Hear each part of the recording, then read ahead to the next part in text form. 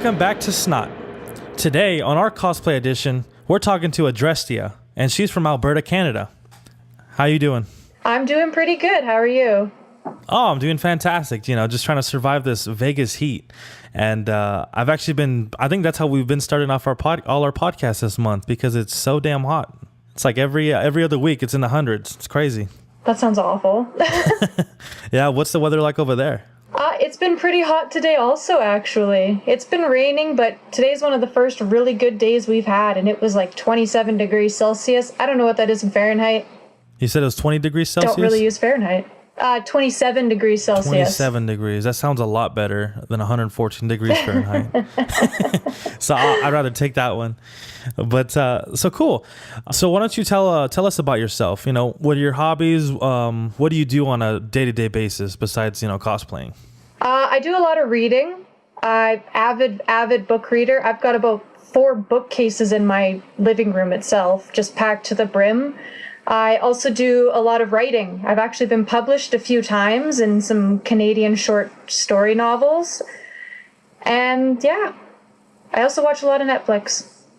Oh, I love Netflix. What are your shows to watch on Netflix? I'm actually rewatching The Walking Dead right now, but I've also been watching The 100 and a bunch of anime on there also. That's good. For The 100, I stopped after season 2, I think. I just couldn't anymore. I don't know what it was. There's just such a big gap. I guess I don't know if I got uninterested or it just kind of, I don't know. The ending of season 2 was pretty mediocre, I thought. So I'm like only on the first episode of season 3, and right now I'm kind of meh about it, but I've made it this far. I better power through it. No, for sure. I mean, that's how I described Iron Fist, right? I watched the first 3 episodes. And I'm like, shit, like I got to follow through, because I watched Daredevil, which was phenomenal. Watched Luke Cage, which was fantastic. Jessica Jones was actually really good too. And then to me, Iron Fist kind of... same way. Yeah, I felt this. I didn't really care for Iron Fist either, but all the other ones were great. And it's like, well, the Defenders is going to come out. I can't just skip a whole series leading up to the Defender, so... Yeah. That's literally the only reason why I finished Iron Fist. That's it. That's the only reson. And watching the trailer for the Defenders, it's kind of like every time he has a line, it's like, man, shut up. You're like, here, don't talk to Luke Cage like that. You know what I'm saying? His rude. show's dope. Don't be mean to him. But cool. So you're saying you're a published cosplayer. What you're saying, like publish like your short stories in newspapers and stuff, or do you have a book out, or tell us about that? It was published there was a series of contests. Every year a company called Polar Expressions has a short story contest, and depending on where you rank depends on if you get published or not. Like if you make it into the top, I think 30%, you're automatically published. So I was able to do that for quite a few of my stories. They were just automatically published, which was really nice. Yeah, no, for sure. Is there a way for people to like purchase that or read about it? You might have to go to the Polar Expressions website. I'm not sure if all the books have sold out yet or not. They end up going actually pretty quickly, surprisingly. That's great. What's one of the stories about that's more popular? It was a story set in the 40s during the rise of Hitler, actually, in America. Shit. It's about a married couple. Can you give like a synopsis of it? A little spark note. The short story followed a woman named Ruth, and she's at a dinner party for her husband and his boss. And her husband's boss is really gross, and he hits on her all the time, and the husband just kind of lets it happen. It's not a very nice, yeah. This guy's a douche. No, for sure. So where do you pull creativity to do that from? Like, is it life experiences? Are you a history buff? I really like history. Music's a big thing too. I mean, I was listening to Billie Holiday while I wrote this story, and I just kind of came into my mind. I thought that'd be an interesting idea. Well, that's great. And when you say short story, what kind of length is that in page form, I suppose? Short story is about 750 to 1,000 words, so not very long. Okay. That's fantastic. And you've entered a couple, you said? And won a couple? 3. I've had 3 entered and all 3 published. That's fantastic. Have you ever thought about writing a book or doing a blog or something? Or I thought about it. It ended up just being pushed on the back burner since my cosplay stuff just ended up taking front and center and all that. I'm hoping to get back to writing soon, though. Yeah, well, I mean, it's crazy because I'm looking at your Instagram right now, and it seems like you're very successful. You know, with almost 7,000 followers, a bunch of support, and it just seems like, I guess it's your ball game now, right? You get to choose cosplaying or writing a shorts. You know, being a novelist or a writer. So I'm glad there's two things working out for you. Thank you. I guess that kind of ties into what got you into doing cosplay. When I first even heard the word cosplay, I was in high school, and you go on DeviantArt to look up fan art of your ships and everything like that, and I came across, it was Adela Cosplay. I don't know if you heard of her, but she's probably the most perfect Aerith cosplayer there ever is in this world, and I remember looking at her photos, and I'm like, wait, do people actually do this? And so I got more into the idea of what cosplay was, but I never had the confidence to go and do it until about 2014, where I just decided, if I'm going to do it, I'm going to go gung-ho with it.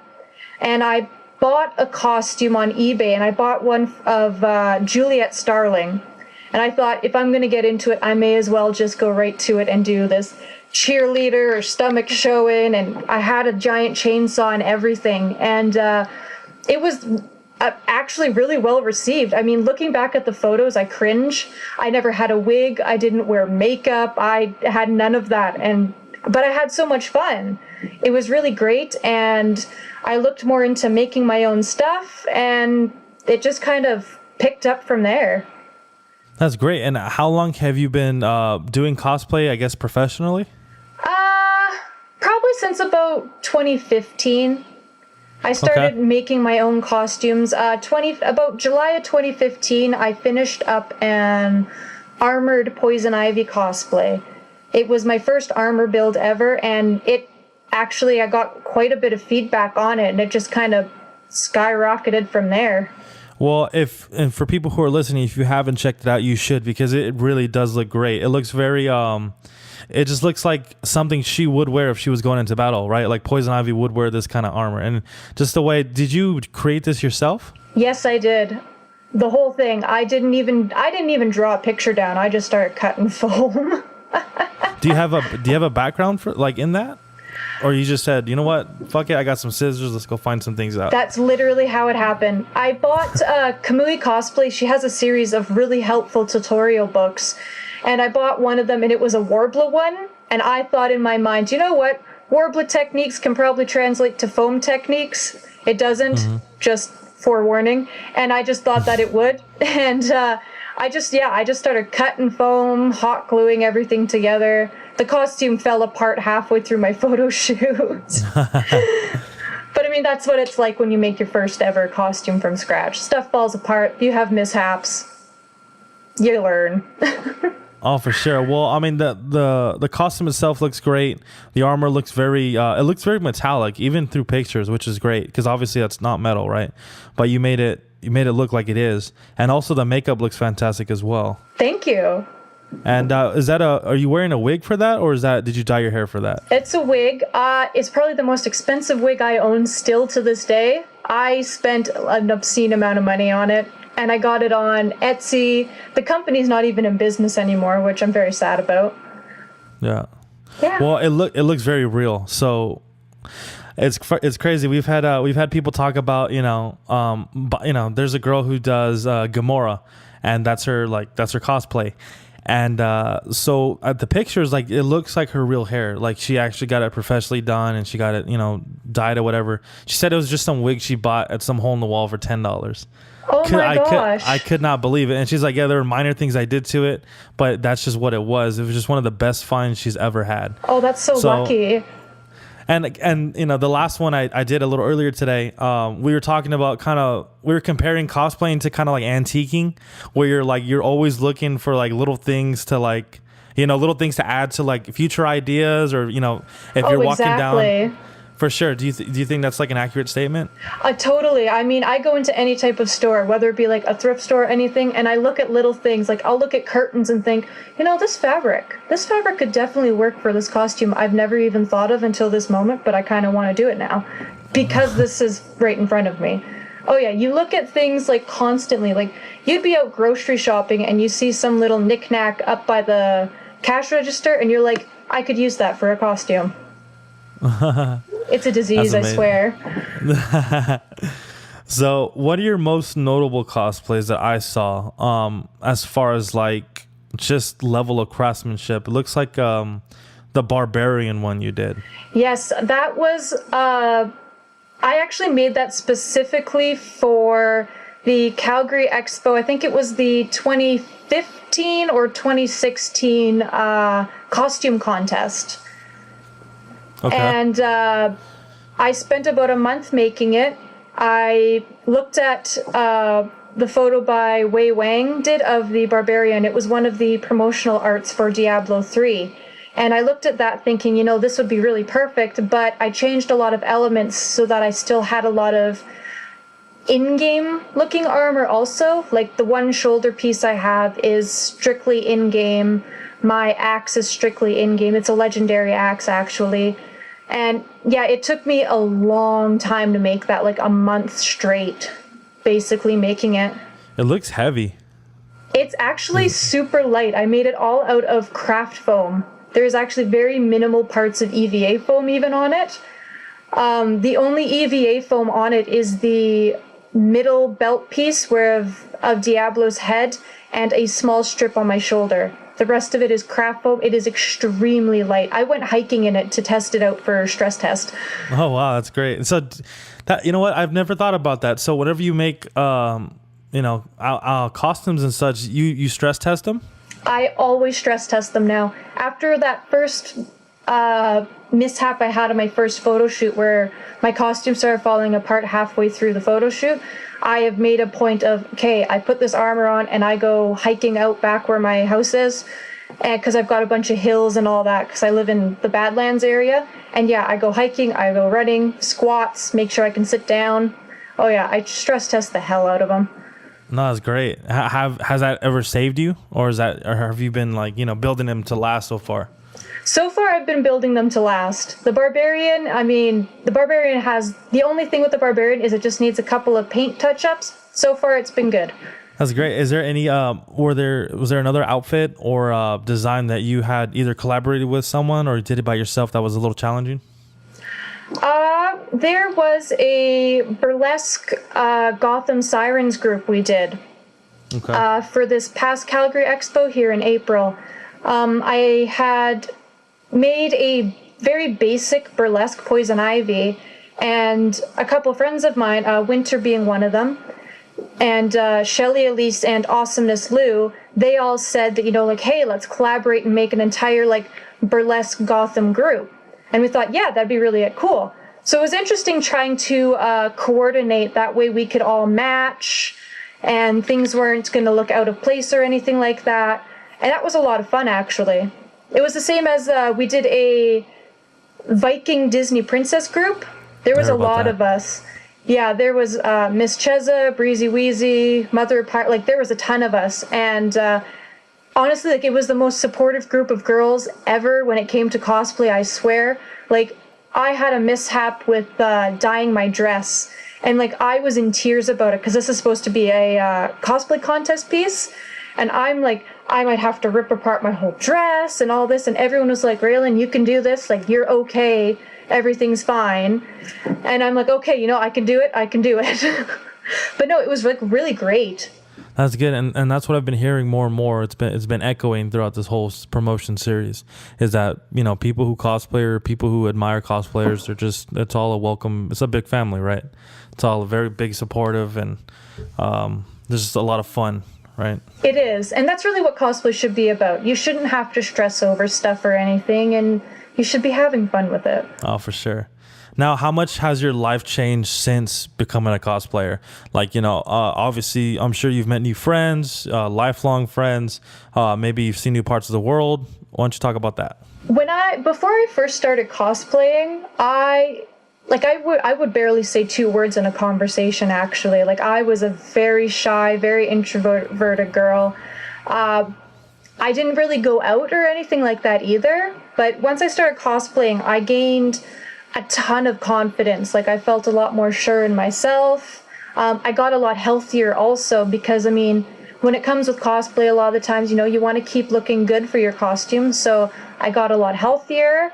To the point where, like, before I started cosplaying, I was about like 98 pounds. Like, it was really bad. And now, like, I gained weight to be healthy.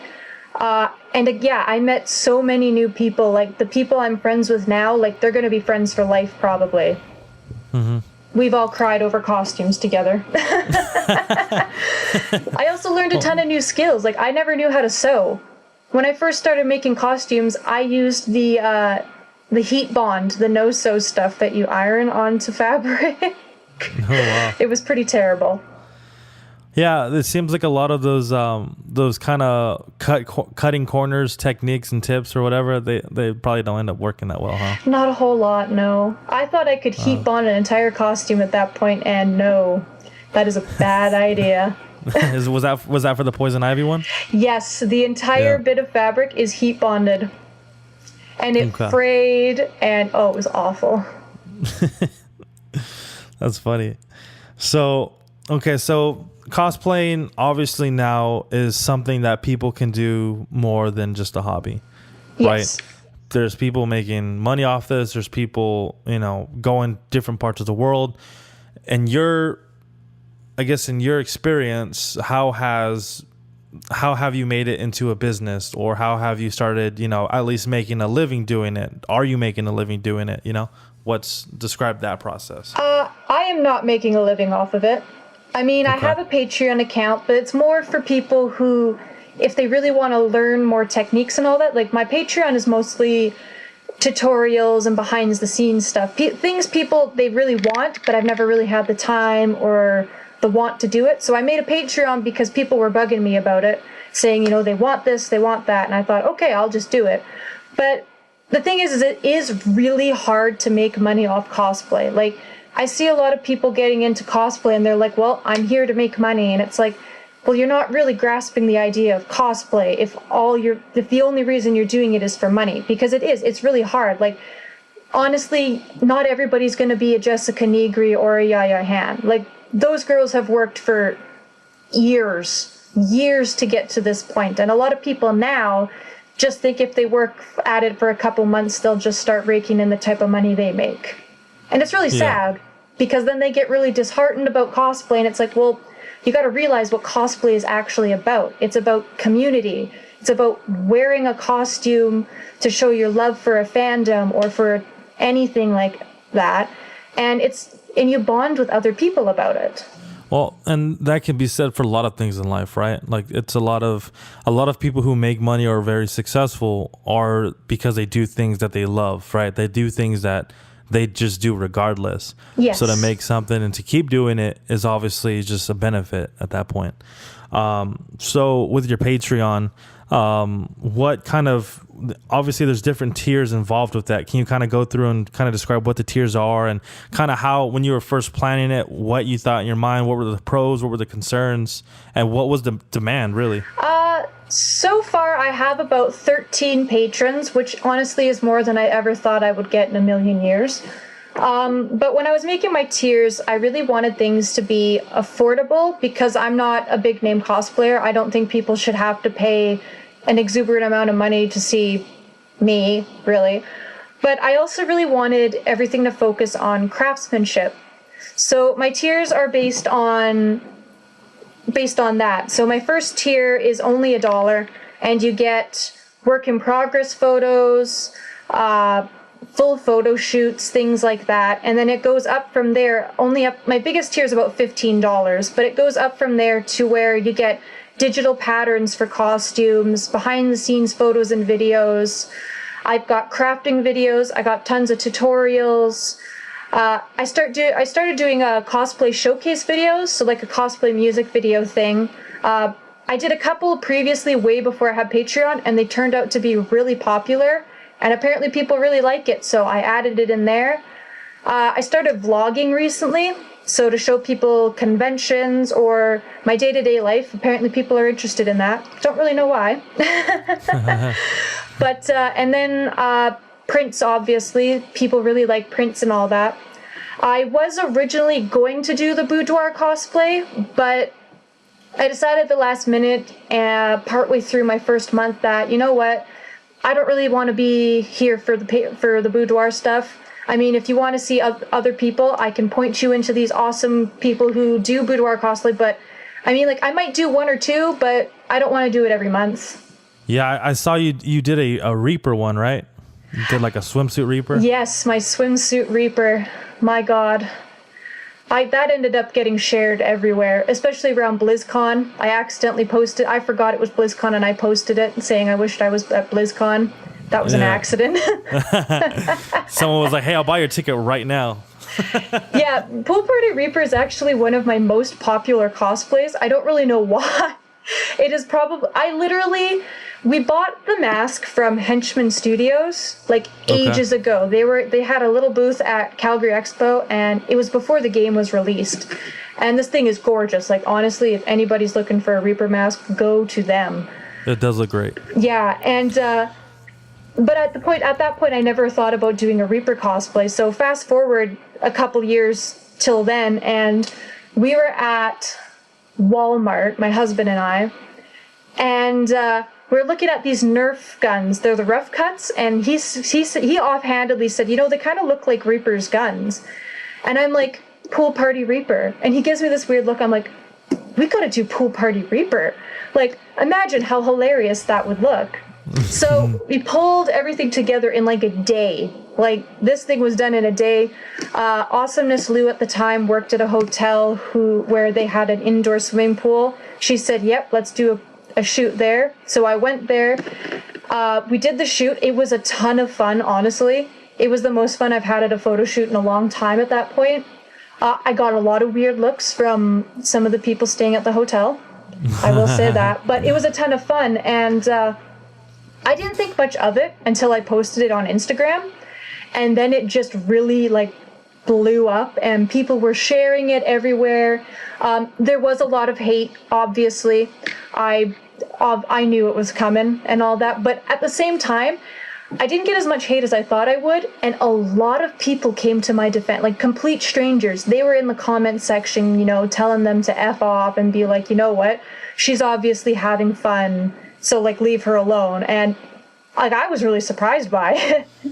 Well, what was some of the, if you don't mind talking about it, what were the negative things that said? You know, I understand that the character is kind of, you know, that's like a complete different version. That's how, I guess I saw, like, you know, when I first heard about Lego Batman, right? Yes. I love Batman. You know what I'm saying? Lego Batman was like, to me, like, you know what? Like, they're selling out. This is some bullshit. But then I said, you know what? Fuck it. And I saw it and I loved it. You know, I like it. So what was it kind of like that, where they were just holding true to what the character was and they were just being negative about that? There was a lot of comments about it isn't cosplay and all that. And I find a lot of the time those comments are also made by non-cosplayers. Non-cosplayers seem to be the ones policing what cosplay is and isn't, which it's like, really, I don't care. I think the biggest comment I had was, I was a cancer to cosplay, in which I was laughing really hard, because at this point I'm like, I can't believe I'm getting so much, like, I've made it as a cosplayer getting hate now. Finally, I have gotten hate. And, that's it. Yeah, we made it. Yeah. I know. I was like, yeah, I made it. And like I said, people defended me quite a bit. I was like, complete strangers were coming after them and being like, listen, like, you don't know what cosplay is and isn't, like, you have no right to say that, blah, blah, blah. So I was really surprised. I was really humbled by it too. I was like, wait, what? Complete strangers are coming to my defense. But yeah, I ended up getting a bunch of hate, and then I stopped really posting about Reaper all that much because I moved on to other things. And then it came around to BlizzCon, and I'm like, I don't really have a Blizzard cosplay at this point. Like I have my Barbarian, but you know what? I haven't posted Reaper in a while, so I posted it. It ended up getting almost 5,000 likes. Wow. And it got shared everywhere, and people were asking me, where did you get this shot done at BlizzCon? And I'm not at BlizzCon. Apparently people were looking for me at BlizzCon. That's amazing. It was kind of startling. Well, I like how things like that blow up, right? Like this, like you said, this was something that you and your husband did in one day. It wasn't supposed to go anywhere else, right? It was supposed to be thousands of people are sharing it. Everyone's talking about it, Oh, and exactly. now you're on the map.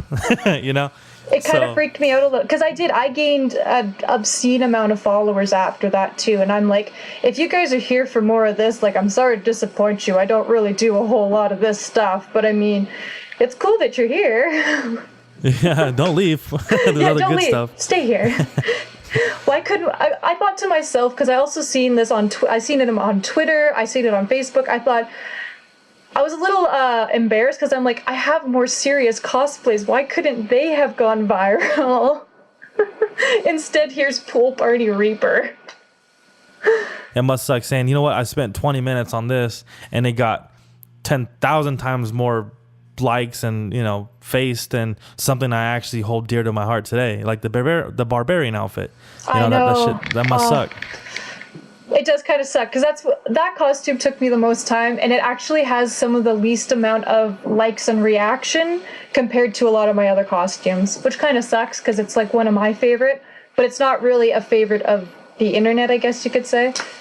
Mm-hmm. I also see another notable cosplay is Kindred. Yes, that so far has mostly been a patron exclusive so far. Almost all the work in progress photos are on there, but I have released some on my other social media.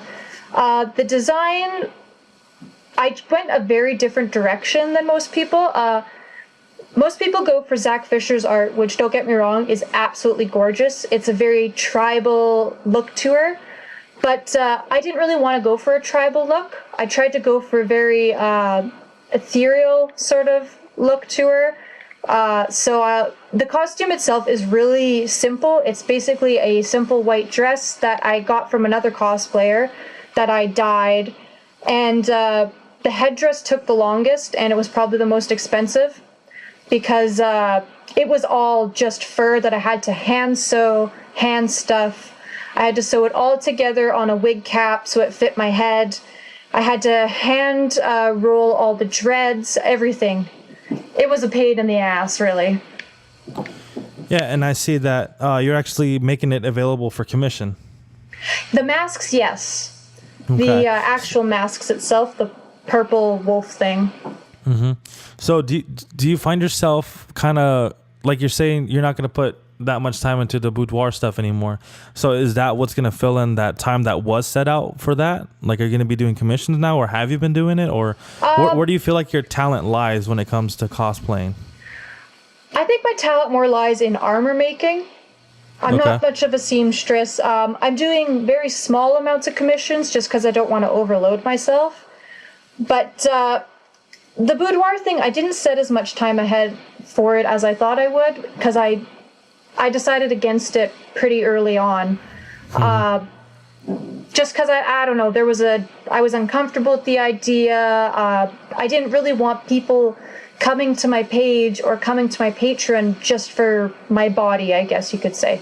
Like, I wanted people there for my craftsmanship and things like that. Well, that makes a lot of sense. I mean, and it's important that, you're setting yourself in that direction, right? Like, if you feel like, hey, I want to be known for this, then you obviously can't be doing that. Mm-hmm. So, I mean, that's something to be respected. So, I see that there's a lot of outfits you have that have huge ass weapons. Like, let's just say the Jinx, for example. Describe that. What is that? That is Fishbones, her rocket launcher. My husband actually made that one. He made it he decided to make it ages ago. Like, I hadn't even planned to make Jinx at that point or anything like that. He just really wanted to make it because he thought, you know what, it looks really, really cool. The inner parts of it are made of cardboard label cores, and then everything on top of it is EVA foam that was Dremeled, sanded, and everything. Actually, also, there are LEDs in its mouth and its eyes, so everything lights up. And the LEDs in the mouth are on a trigger, so every time I pull the trigger, its mouth lights up red. That's amazing. Yeah, it's really cool, and it's fairly light also because it is all made out of foam. But when he was about to finish it, he was kind of like, oh, it's just going to sit around the house. And, I said, I'll do Jinx. I will do Jinx. And that way, the prop itself gets some spotlight and all that too. That's great. And you know what else is great is like for people who look into it, this is all available on your Patreon, right? Or Patreon? Yep. Yep. So I mean, and is that everything? That's the entire suit, that's the wig, that's the bazooka, that's everything. The whole, like, I've got a photo shoot. I had a photo shoot of over, God, like 100 photos and all that, where you can see literally everything. There is everything on there. There's the whole, just everything. That's great. And where do you get your pictures done? Is it by photographers that are interested in you, or is it that something you go out of your way to find? Actually, my husband does all my photography. That way we still hold full, complete rights. Generally, if you go with another photographer, you do pay a pretty good amount of money, obviously. But generally, you only get a certain amount of edited shots back, and a lot of times you have to pay extra for printing rights. So just to cut all of that out, that way I have full control and I can do whatever I want to the photos. We just decided that he would do all the photos, and I literally get full control over all of them.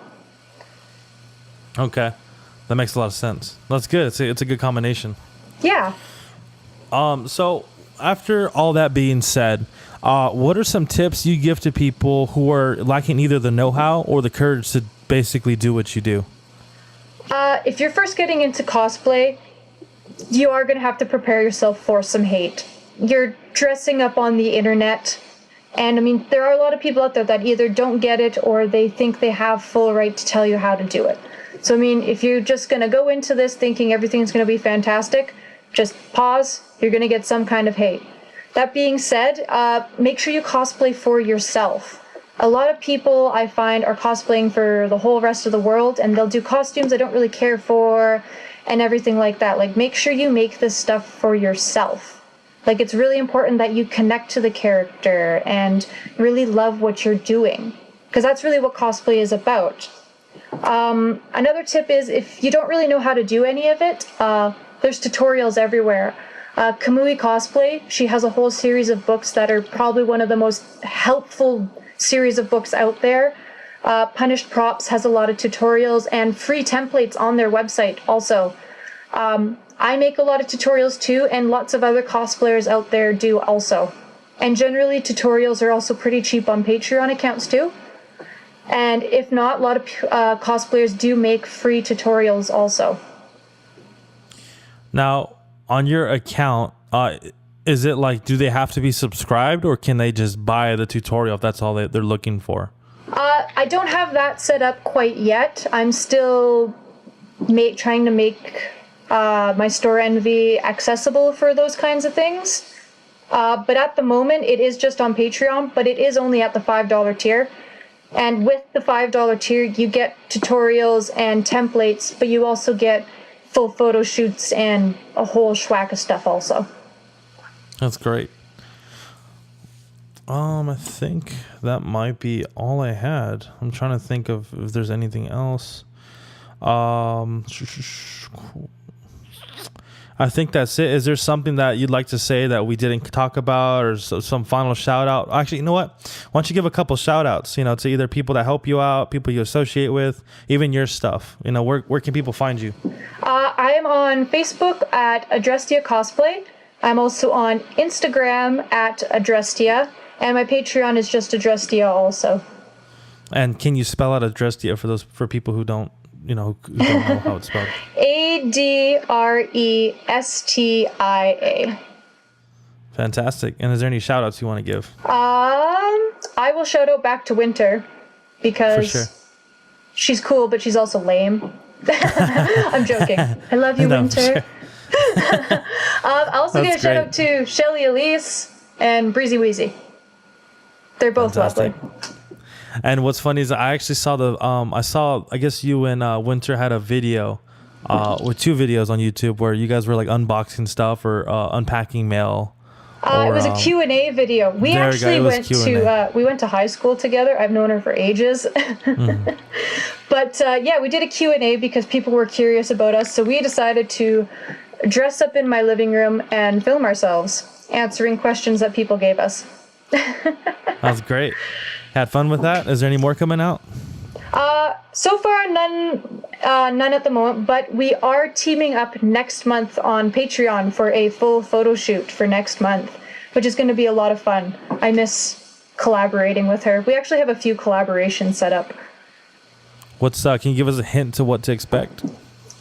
Next month, it involves a lead character, a duo. Okay. Fantastic. It's probably easy. I've been posting about it on Instagram once in a while. Okay. Fantastic. Okay. Well, I thank you so much for taking the time to come out and, be interested in the show and to be a part of this cosplay edition that we're running around. And if there's anything, if there's anything else that we can help you with, or let's stay in contact, maybe you can come back one day for the regular show and we'll just sit around and talk shit, I would love to. But cool. Well, you have a great day and thank you so much. Thank you very much for having me.